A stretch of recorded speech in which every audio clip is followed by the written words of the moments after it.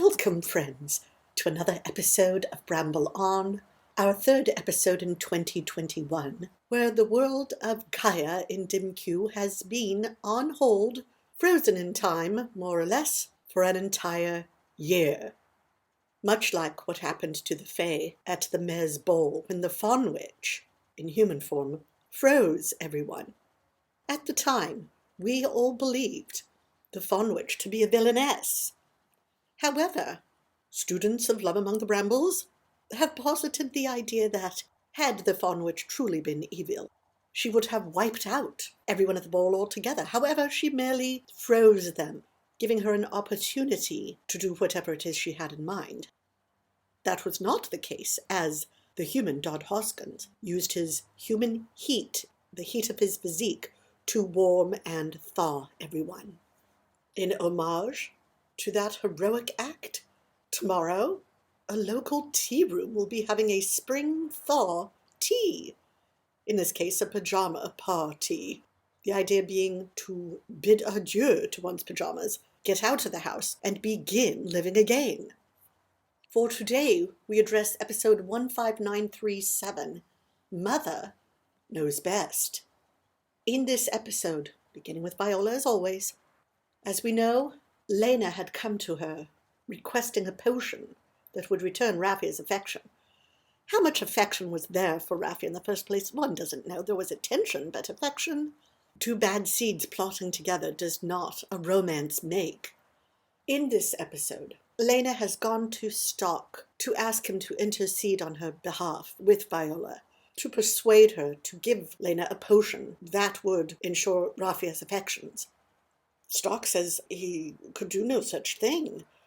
He would never interfere with the work, let alone the ethics of Viola at the apothecary. Well, pushing her agenda, Lena uses her primary means of persuasion, her feminine wiles, and attempts to seduce Stalk. And who do we think walks in just then? Yes, Viola. She walks in, she sees Lena pawing at Stalk, not realizing he is repelling her advances, and she leaves, feeling betrayed and heartbroken. Just when we thought there was hope for peace and quiet and romance between Viola and Stalk. Moving on to our newly engaged couple. Last episode in 15936 Fever Pitch, Karter, the fiancé, cousin Karter to Raffia, and Calli go to his mother's house. I forget her name. I was not able to remember it the entire time last week. It starts with an M, I believe. We'll leave it at that. It did not go at all well when they went to Karter's mother's home. And just as Viola has walked out, feeling betrayed by Stalk, Calli insists on leaving the mother's home, saying she will not be treated thusly, because the mother has made it very clear that she does not view Calli as being of a class or station deserving of Karter's marriage. Shocking, to be sure, insomuch as the Brambles are the preeminent family of the ring of their particular weald. The Brambles rule the roost. Karter, for his part, does he run after Calli, making guarantees that nothing will come between them? No, he stays at home with Mother. That is the mama's boy plotline that was teased last week. Again, we know that Slate, Citron, and Pearl are not in current episodes, each for their own reasons.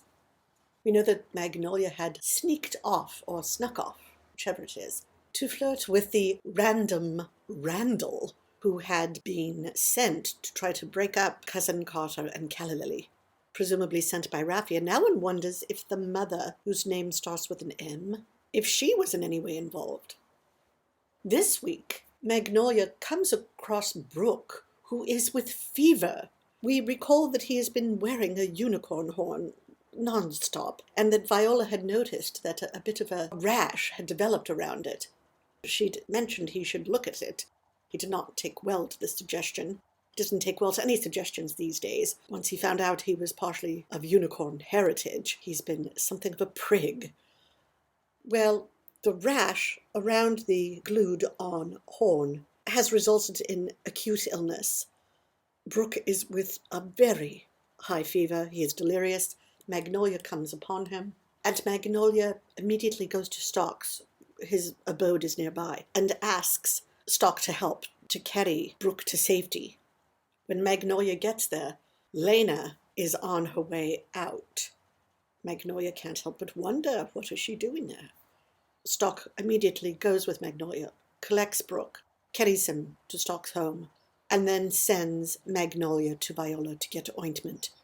Stalk would go himself, gladly. However, Viola had just walked in on him and Lena, and he does not want to cause even more trouble by going to see Viola himself, especially because if they get into it and get into a row over the situation with Lena, it could take valuable time that should be spent healing Brooke. Now, these events involve the potential for déjà vu, in so much as we saw a similar scene the week prior, however in a different sequence. Have we gone back to the lazy writing of which we accused the writers when we were not shown the grand ball a few seasons prior, or is there more going on? As one recalls, Mayor Cairn Hollow, William gave him the heart-to-heart talk last episode, bringing up the fact that given the mayor's sole reason for existence, his one goal and purpose in life to have the transit authority reroute their highway around the fairy ring, now that that has been accomplished, William says, what will you do now? The mayor, at a loss, decides to clear his head to get out of the ring, and he goes to the ballyhooed Monte Casino for a short vacation. Whooping it up, one wonders if he will run into Dahlia and the Dalliance. Has she gone back there? She wants more cocktailing. At the moment, we've not seen her, but I'm not ruling it out. We know that Dodd Hoskins is away as well. He'd gone on a trip to learn about the Fae, to go to libraries and so on. He sends a postcard to Milliam, and Milliam reacts in a way that we've not seen. He cries, he weeps. One has no idea why. Is it somehow because his wife, Pearl Nanny Nettlebottom, is ill?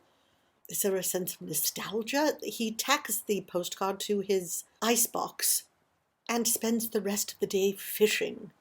I sense there is some soul-searching going on. You know, Fae do not live forever. They live a very long time, but they're not immortal. 'Tis the season for trips, apparently, as Raffia goes on a trip as well, in his case with his mother, Kalista. They are off an heirloom journey, meaning the sort of trip when one visits old points of interest having to do with their family. The place one received their first kiss, the place they lost their first tooth, that sort of thing. So Kalista takes her son on an heirloom trip to get to know one another better, to get to know each other better, for him to get to know the family through her eyes better. Dodd is having a ball at the libraries, and we know that Carter stayed with Mummy. During this episode, his mother convinces him to call off the wedding. Throughout the episode, I, for one, was getting more and more upset, ready to throw a bottle of Neverclear Starshine at the screen. So disgruntled was I about Cousin Carter's decision. However, by the end, he comes to his senses and decides to marry Calli after all. Was he under some sort of enchantment by his mother, M? Has he finally grown up? Does he just want a lot of wedding gifts? These things will be sorted. Let's move on. Unsurprisingly, this episode only received 2 mushrooms. There was nothing wrong with it. It was just uneventful. A lot of characters were either in transit, going on trips, away for the season. And so it felt very light. It felt like a shadow of a regular episode. And then, of course, there is the unusual situation with a scene being redone. Once again, we are honored to have as our sponsor Dream Come True Tea and Party Room. Oh, our producer Molly is up in arms. What do you need, little girl? What is it, little girl? You just had breakfast. Where's a kiss? Oh, kisses from a bulldog. As for Dream Come True Tea and Party Room, as I mentioned last week, this is where we will be holding our May Day, Fae Day, Fairy New Year celebration here in DimQ. Let me tell you a little bit about the parties that they offer. They have adult and children's parties, mobile as well. Let's see some of the themes. Character appearances. I personally would not get one of their mobile parties in so much as they have a fabulous, absolutely fantastic venue. However, should you wish to have them come to you at an adult tea party, you can count on 2 hostesses, a 3-course tea menu consisting of traditional finger sandwiches, scones, fruit, and fancy desserts, a buffet table decorated, whimsical background music, linen napkins, vintage china, teacups, saucers, luncheon plates, flatware and glassware. The list goes on, loose leaf teas, raspberry lemonade, all for up to 8 guests. Additionally, you can add on invitations, thank you cards, name placeholders, would that be a place card? And parting gifts for each guest. They even have an enchanted gazebo, a fabric-covered tent with light-up chandelier. I think I may very well have to have them cater something. My goodness. As for their venue, we are going to post some pictures of it and let you be the judge of the magnificence that is Dream Come True Tea and Party Room. Now, let's move on to our callers. Caller number 1, what say you about this episode? 15937, Mother knows best. My heart plummeted when Viola walked in on Lena and Stalk in that, shall we say, compromising position. I can only imagine how Viola felt. That Lena is a bad seed. Someone has to do something about her before she does lasting damage. As it stands, there doesn't really seem to be a valid reason to kick her out of the ring, but we all know she's got to go. I could not agree with you more, caller. Lena is a bad seed. No one really knows what she wants. I suspect it's position, power. I wish we knew more about her background.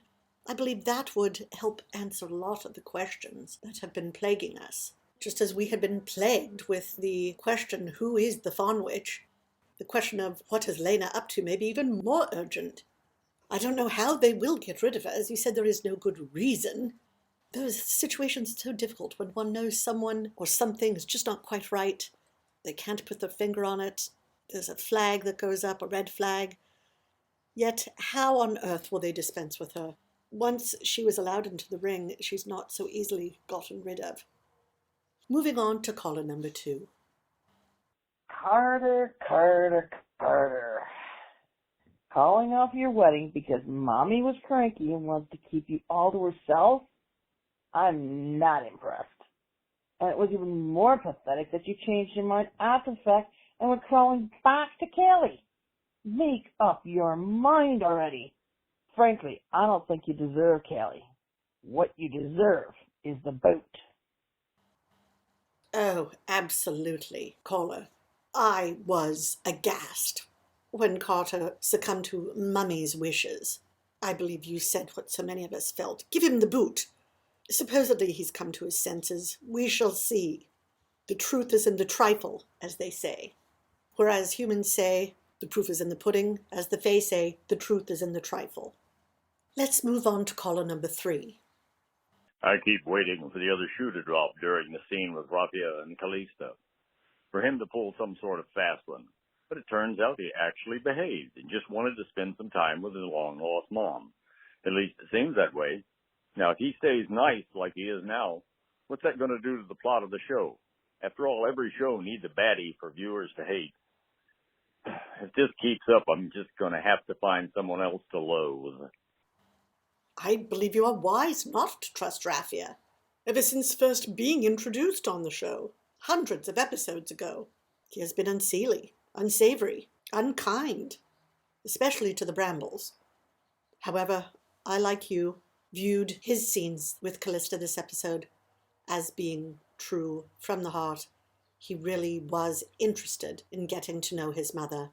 If he remains, as you say, nice, I have no idea what that would do to the plot, other than the fact that we would need a new villain to vilify. As you say, someone new to loathe. My money is on Lena, currently, and I'm not a fan of Mother M. I believe that's what I'm going to call her from now on, even when I do remember her name. She's Mother M. But for now, All is well in the Weald. The ring continues to circle, and one, as always, prays that Viola and Stalk can come back together where they belong. Next episode is a Holyloom episode for Polymath's Day. It is actually on Polymath Day, which is April 15th here in DimQ.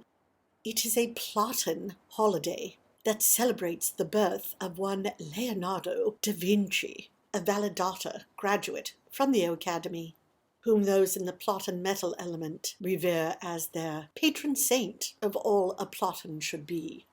So we can expect some sort of special episode next Plulum. The following episode, 5938, is entitled Bells Will Ring. One wonders what that could mean, aside from the obvious, that I will not mention in case you'd not assumed what I had. We may have a guest host on that episode, as well as a later episode this season. We've had 2 longtime listeners, rabid fans, who were selected after a contest saying that we would choose 2 people to guest host. I suppose I'd take the day off and go to Monte Cassino. Ho, ho, ho.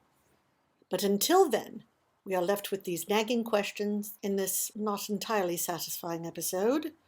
Can't hit them out of the park, as they say every time.